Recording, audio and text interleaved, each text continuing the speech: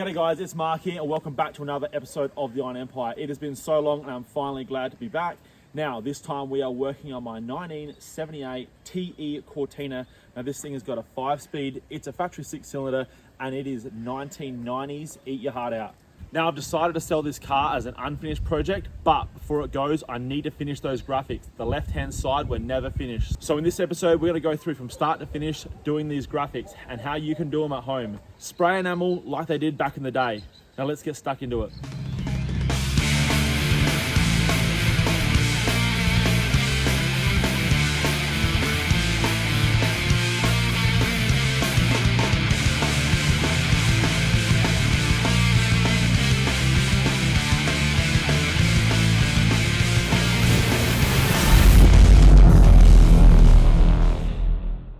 First things first on this thing, we have to pull this tail light out, pull the bumper out so we have access to right around the panel. Fortunately, that is going to be a piece of piss because nothing is bolted up too well anyway. So we have to pop our little secret boot latch because as you can see the boot lid has been shaved. Custom car things. Now for those of you who haven't seen this car before, I probably explained a little bit of something about it back in the day when I first got it. I believe this is like a 2000s build. You can tell by the styling of this thing. It's got the auto salon spec interior and color choices and stuff like that. And yeah, someone spent a lot of time and probably a fair bit of money making this thing what it is. Now I did bolt these tail lights in just loosely so I can complete the car and take some photos. I wasn't sure if I was ever going to finish this side off. I mean, obviously I initially planned to do that, but when I advertised it, half the people didn't want the graphics and half the people did. So where this car is going, the graphics are staying, which means I have to finish it off, but that's fine because, let's be honest, nothing worse than an unfinished project. And not finishing a project really goes against the grain, but with the amount of shit that I've got going on in life, it's not all bad stuff, but yeah, there's a lot of stuff going on. Sometimes time for a change. Move some things on, free some time up. Now we've got the quick release bumper here. As you can see, it's not bolted up. All right, so here we are. We have full access now right around these panels here. The design, as we'll see on the other side, behind this is like a grid sort of style, fading from a green to a blue or a bluish color, which is going to be tricky because I have to rematch all that again. I don't have the paint left, it's all dried up, so we have to painstakingly mask all that up because that design actually sits behind this one. So a lot of careful masking will go into getting that all down, and then we'll continue on masking up the rest. However, because it is spray enamel, it is not the quickest drying paint. So yeah, we are not sure how far we'll get with this today, but we will definitely start getting cracking on it. Okay, so before we start laying some tape down on the passenger side, I want to go and basically make some marks of where this design starts and stops as a template, basically. So if I also do this dead on and I wanted this to be like 100%, I'd get some application tape, lay it down, mark it all off, or even some like tracing paper or something like that and mark it, and you get a pretty good reference from one side to the other. We can transfer it across. I don't have any of those things. Besides, we don't mind a little bit of variety, I don't know what the word is, but we don't mind it being slightly different because this is custom work. You know, this is hands-on, hand painted. This isn't laser cut nonsense. We want this. We want that original handmade feel to it, I guess. So what I'm going to do is use this tape, which I've made way too long. I'm going to go right at the back here. We'll just lay that on carefully, and we're going to reference every part.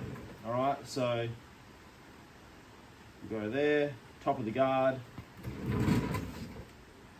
We're going to go there to the top of the green. thickness of the green. Green again, thickness.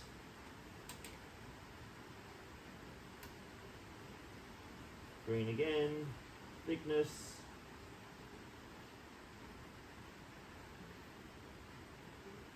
The heartbeat in pink. And then finally that bottom style line. Alright, so now I'm going to mark that rear.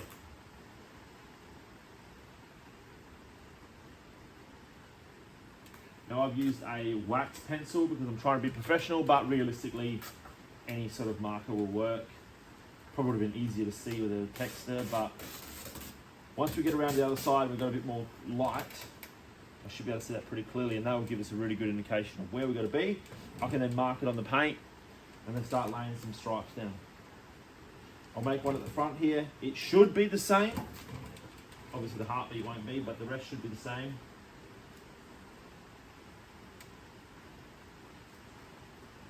Yep. Actually, no, it shouldn't be the same. I'm glad I've done it again because, of course, that guard goes up higher. So we have to make one for each side. We're learning. We're learning.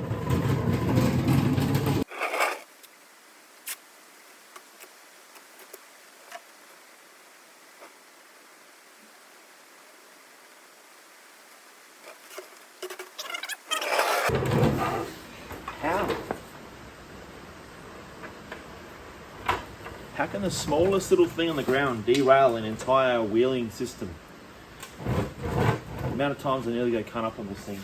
Okay, now this is where the wax pencil is gonna come in handy. We need to mark the body with the wax pencil, then we can use those reference points to start laying down some stripes. Now, I can't stress this enough, guys. You can never always completely rely on measurements, or even if you were to do a template from one side to the other, it doesn't necessarily mean it's always going to be dead the same. Style lines can change. It could have, there's so many factors. I might have got this first one not exactly the same. So if I go to put the next measurements down, it might run out from one sort of, it might go from 20 mil to 15 mil. Sometimes you have to pick the difference. You got to split the difference between what is correct and what looks correct. Because a lot of the time, what looks correct doesn't make sense measurement-wise, if that is understandable. It's a bit hard to explain, but I'm sure you understand what I'm getting at. Also, I've actually seen genuinely body panels on factory cars differ from side to side. Literally from stamped from factory, they can be different. So you're never going to have everything 100%. You have to work out, you have to have an eye for what looks correct. And in this case, we're going to be using our eye more than anything. You always want to get down and check this out down the body panel. Make sure nice and clean.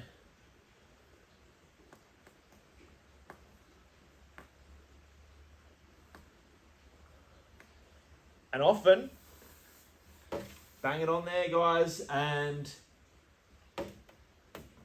if it's looking pretty good, and I'm probably saying this more so to the rookies than the pros, because the pros aren't watching this anyway, if you're pretty happy with it and you think it's maybe 95%, leave it. Because you start back for fucking around, it often gets worse. Stretch your tape, start again, blah, blah, blah. Remember, guys, this is custom work, so sometimes we like a little bit of character in our work. Sounds like an excuse. Sounds like an excuse, doesn't it? Ha! Now here's a prime example, guys, of where you got to use your eye more than a measurement. See where this flare changes. If you look at it from a different angle, it's going to be a different measurement. If I look at it from here, it looks wrong. If I look at it from here, it looks right, or vice versa. But you got to pick that happy medium where you think it's the most important to have it looking correct, and go with your gut feel. set. This is where we're going to start working from inboard for the graph section of this graphic.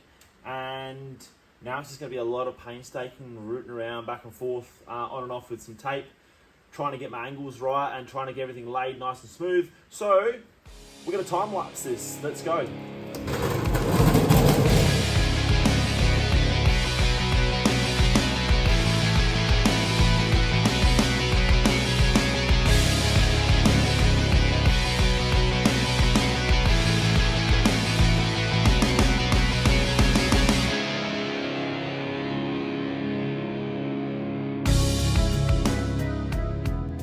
Okay, so if that looked confusing, that's because it was. Essentially, we are working backwards. The yellow is sort of the furthest out layer, and then this is the layer behind it. Now, the reason we've gone that way is because we're working with enamel. Enamel has a lot more build. It's a very thick paint. It's sort of the final layer. So the enamel goes down, it's air dried, it's single pack, and once it's dried, that's it, it's done. Most graphics that are done nowadays that you'll see on custom cars is all done with the base coat, which is just purely the color and thinners. It air dries, but that is not it. You then have to clear it. And because it is so thin, you can mask up, get that bit of graphics down, unmask it, and then continue masking quite quickly, like as in a matter of minutes sort of thing. You can sort of leave it maybe 20 minutes or so, and then you could comfortably mask over top straight away. With this, once we mask it, we've got to leave this for a day at minimum. Unless I get some serious heat on it, I'd still be really rolling the dice trying to mask over top of single pack enamel. So what I'm trying to say is, because this is the final result, we don't want to work from the back to the front, because what will happen is every time we put a new graphic down over top, you're going to see the old graphics through the back, because you'll see the lumps and bumps. So we'd end up with a great finish looking a mile the back, but as soon as you come up close, you'll see all the lumps and bumps come through of all the different layers, and it can look pretty shitty. So we're trying to reduce that. Now, once it comes to the other side, where there's the heartbeat that goes over the top, that is going to be going over the top. So you will see a slight edge, but we're trying to keep it to an absolute minimum. So that's the reason we're working backwards. Once again, I'm probably terrible at explaining this, but that's what we got. But it means an absolute head fuck when it comes to masking this out. It is so confusing. I mean, I'm already spotting a spot here that I've just missed. It is super easy to become confused, and you just got to really nut it out before you start laying color, because once you do, it's a long way back from there.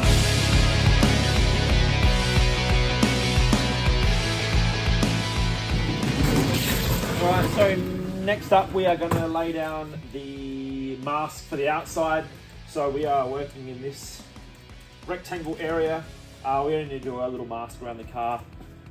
You either can use plastic and run over the entire car, a little bit of overkill for what we're doing.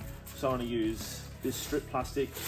You can get brown paper as well, but I've actually found this pretty easy to use.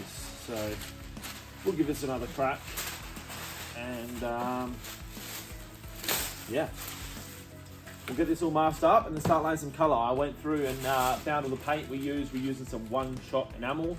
We'll get to that, and we'll show you how we go about mixing that up.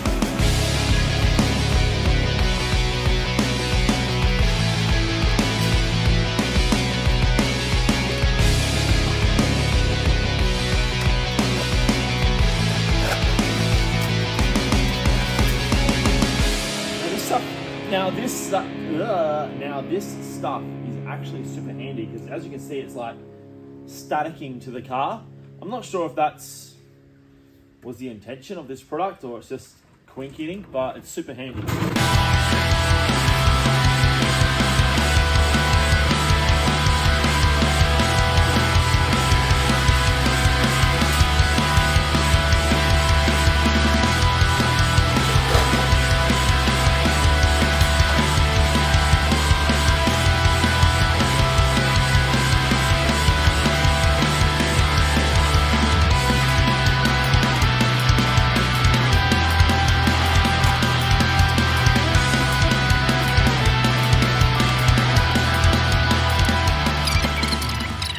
Now for a pretty low pressure paint application, that is going to be totally adequate. If you want to get fussy, you can throw a sheet over the car, but honestly, we need to run a buff over this thing anyway, so this is going to be totally fine.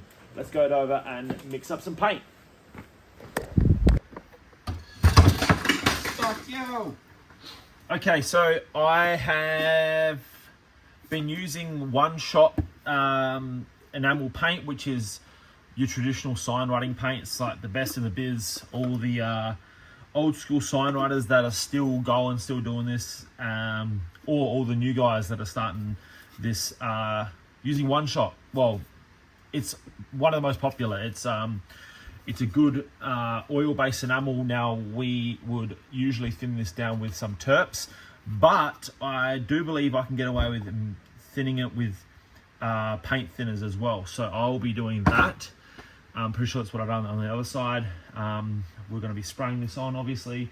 So that is the out of the blue, out of the tub, out of the box, out of the can, blue, ready to go. I actually fade this grid design from blue to a green, which I mixed up. We done like a lime green, which is of course yellow and blue mixed together. Now I used a different paint. I actually used, this is called Formin X. It's another epoxy enamel. This is what I used for years and still use for my white wall tires. It is compatible. Mix them together and you'll get a green. So we're going to throw this in the gun now. I'll get a bit of a base down to start with, and then we can start mixing some colors. Now, a rule of thumb, you always want to mix, you always want to spray the lighter color first and then blend dark. If you go the other way around, you get a bit of a hazy gray look and never looks as good. All right, so now we are ready to start laying some color. Now you guys will see that I have done nothing in the way of surface preparation. Aside from off camera, I gave it a quick wipe with a brand new rag and some Prepsol or wax and grease remover, just to make sure that the surface is nice and clean.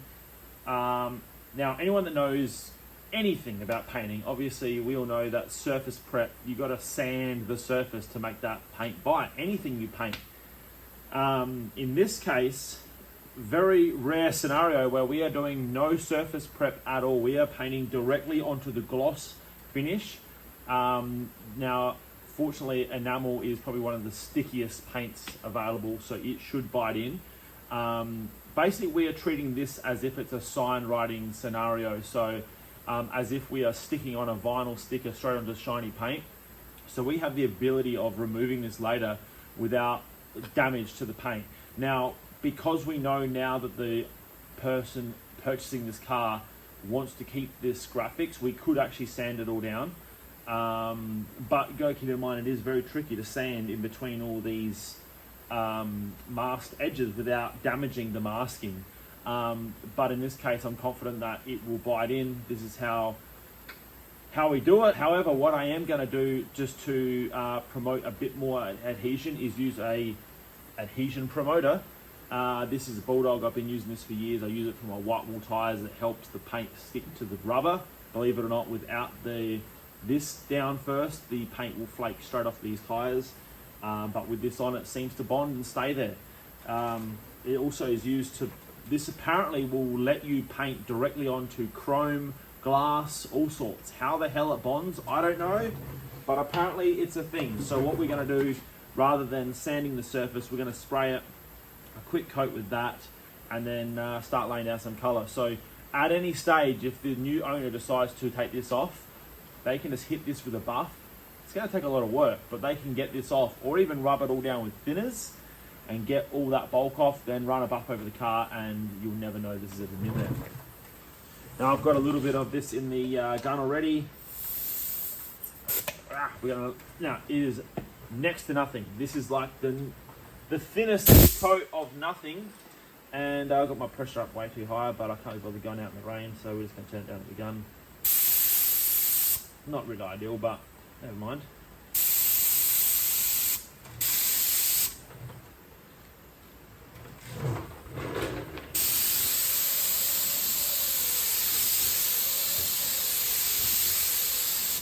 That is it.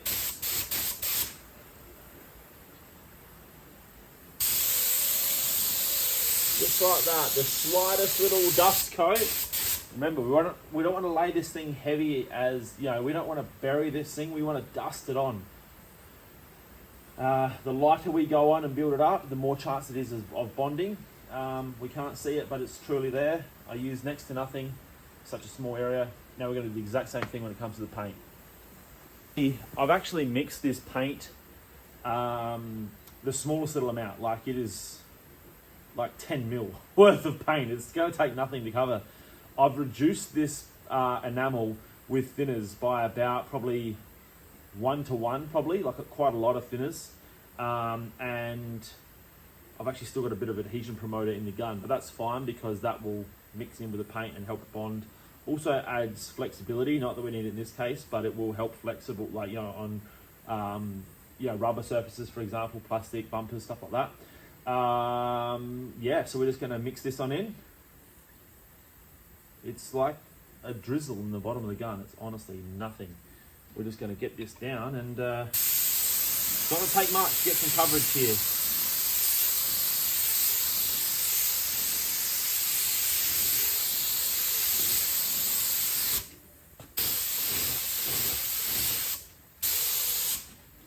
Now you'll see that is the haziest little thin coat ever. But that's all we need. We need to just slowly build that up. We'll do this a little bit. With so much thinners in it, it is obviously very thin, but the thinners in it will actually help it dry a lot quicker than if we were to use Terps. Terps is an oil base, and it will make it stay wet for a hell of a lot longer. But with all the thinners in this paint, it should actually dry off quite quick, and that is going to work in our favour for this scenario.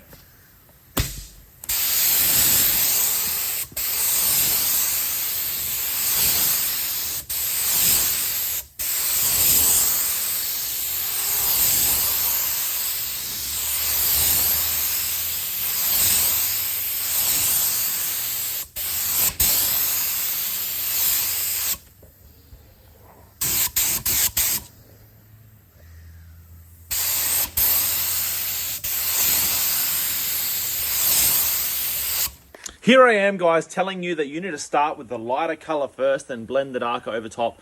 And I fucked up. I got it wrong from the get-go. First color I laid, this is how out of touch I am. On this side, I started off with the fluoro green and went right to the front, and then I blended blue to the back. So, luckily, this is drying quite quickly. Oh, actually, it's not that dry. But never mind. We're now gonna go backwards with the green to the front, sort of 3/4, then a bit of blue from the front to the back. So I messed up, guys, but that is custom paint. Fortunately, when we're doing fun stuff like this, we can usually save it. So let's do that now.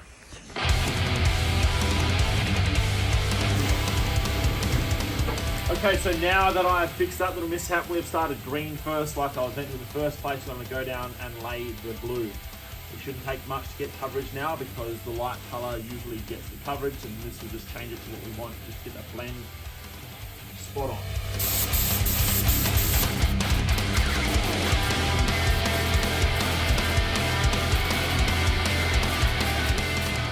Now that is what I should have done in the first place. Green down first, gets all the coverage, and then just a little bit of blue, and that is honestly taken next to nothing. Get that blend in. Seems pretty good.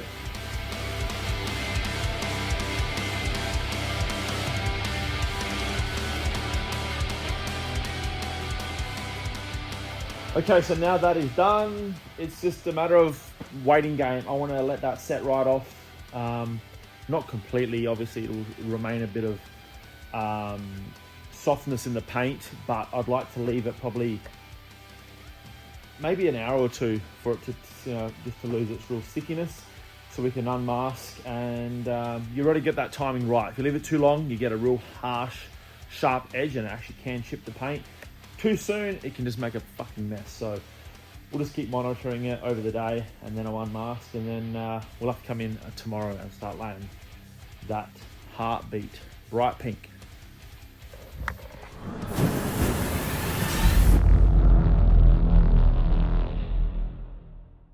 Alright guys, so if I still have your attention, hopefully I do. We're going with a slightly longer style video if you haven't noticed that already. I wanted to talk to you guys about merch. Now, I ordered this a little while back. Obviously, I've been a little bit quiet with the videos, but I'm super pumped to have some fresh winter stock in, although we're already halfway through it. We have fresh black hoodies in stock once again. This time we've gone with the charcoal print. Also, we've got the grey hoodies with the camo print. I'm pretty pumped on these new designs. Well, obviously not a new design, but we are going with a new colour combo with the camo on the grey, and of course all of our long sleeves in the way of hoodies are running a builder break it fixer on the sleeve as well. So we have them, and also the hottest selling of all time in the Iron Empire range has always been the flannies. Brought it back with a slightly different look this time. We haven't got anything on the back this time. We went a little bit more, kind of a little bit more low key, but then we went less low key with the bright orange pocket print on the grey and black flannies. So I'm pretty pumped with these new designs. Hopefully you guys like it. If you want to continue to support the channel, want to pick up some winter merch, jump onto the ironempire.com.au right now. Pick up some fresh winter merch and we'll send it out ASAP. Let's get stuck back into this Cortina video. Wait, I forgot. We also have beanies. Now I'm obviously rocking this pom-pom one. That might not be for everyone, which is fair enough. We also have plain black beanies as well with just an Iron Empire tag on it. So keep your head warm this winter as well. Oh man, I'm forgetting more shit. Hold up. Bam! I freaking forgot. I ordered these so long ago and people have been busting my hump for camo hoodies. Camo hats. We have camo hats back in stock. And also we went with the charcoal, black on charcoal for a bit more of a subtle look. So yeah, we have hats, we have beanies, we have hoodies, we have flannies. Get it right now. Let's go.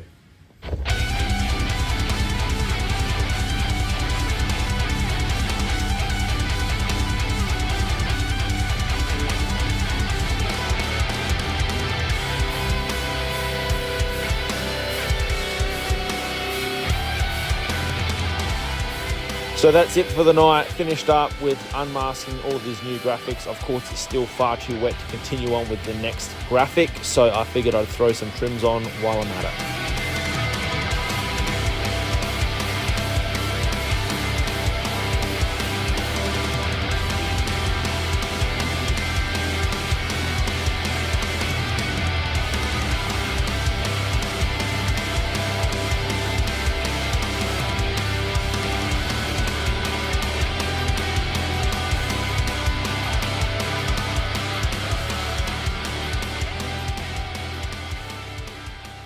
Okay, so now we are on to the other side, and the first coat is obviously dry now. It's been a couple of days, and I'm going to move on with the top and final coat, which is the heartbeat. I love the heartbeat. We've gone bright pink. We are really embracing this 90s, maybe even late 80s feel.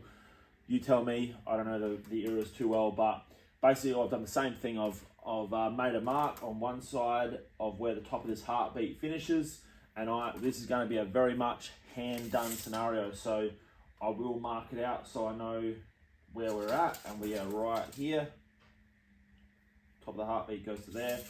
Another way you can do this is take a photo of one side and literally use that as you work on this side, but I'm using my phone to film right now, so we're just going to go, we're going to freehand it, and then I'll just sort of back and forth and see how it's all sitting. But at the end of the day, as long as it fits and lays well on the rest of these graphics, that's what's important, because you can't look at two sides at once. You've got to remember that, guys. So we've got our marker there where we want to finish, because I was happy with how the other side sat. It really balanced well. I'm just going to take a couple of measurements. So I've got some points to go to, and then once again we're just going to time lapse this, and let's just start laying some masks down.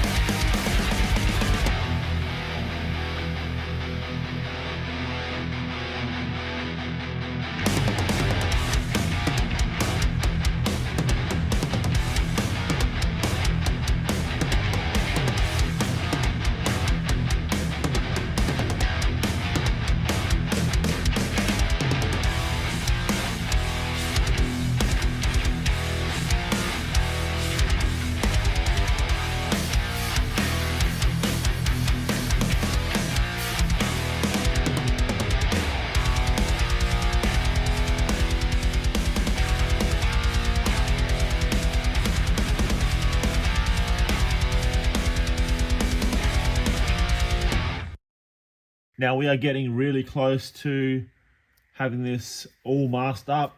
We're just up to the front point now. Now what I've done with the other side is I joined the heartbeat, the top line of the heartbeat blends into this line here. So it sort of almost finishes on the same radius. So what we're going to do is replicate this yellow radius around and try and find a nice little happy medium.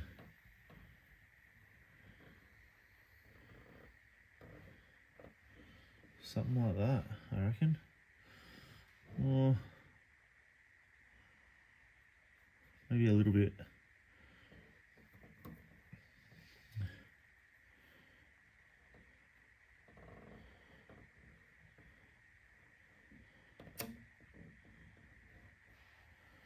Maybe like that, and we'll go. And then pull it right through so we know we've got the straight line. Boom. Radius rolls off. Let's go with that. I'll just finish masking up and then we can lay down some pink. All right, here we are, ready to go, all masked up. It looks like an absolute mess, but I can assure you that this is going to be fine. One thing you want to bear in mind with such tight radiuses, you want to constantly keep pushing these areas down because they do tend to wrinkle up. It's really on the limit of what this tape can do. So you just want to make sure you press that down nice and hard right before you start laying down some colour. And I put a little bit of adhesion promoter in the paint yet again, and then yeah, we're going to get a white base on first, and then we're going to go on with the pink on top of that. Oh. Oh, I actually forgot to put the adhesion promoter in the gun, so it's got a bit of white in there, but that will be fine. Yeah. Oh, let's get this down. Woo! That's way too high.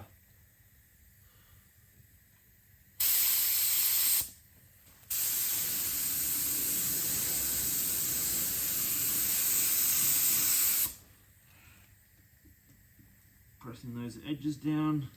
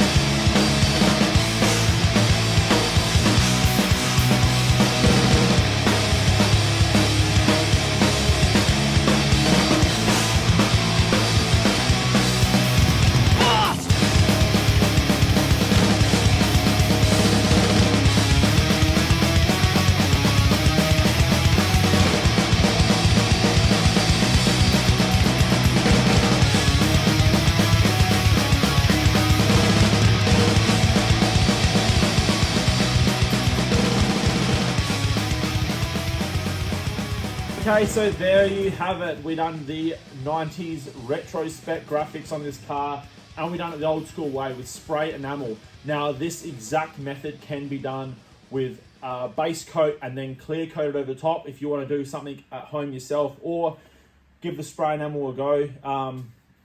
Just get into it, guys. Like, it is honestly, a lot of it is just trial and error, and getting all these methods down is just, the more you play with it, the better you get. And yeah, can't recommend it enough. I absolutely love the look of this 90s spec. This sort of stuff is coming back, and I'm so glad that the new owner decided to go with the graphics and not delete them. So although it meant a little bit more work for me this week, I'm very grateful, because this thing looked freaking sick. And if you disagree, you're wrong. All right, that's it for this time around, guys. Don't forget to like, comment, subscribe, and let us know what you think of the TE Cortina. And definitely check out the online store if you want to get some winter merch. We'll see you all on an upcoming episode of The Iron Empire.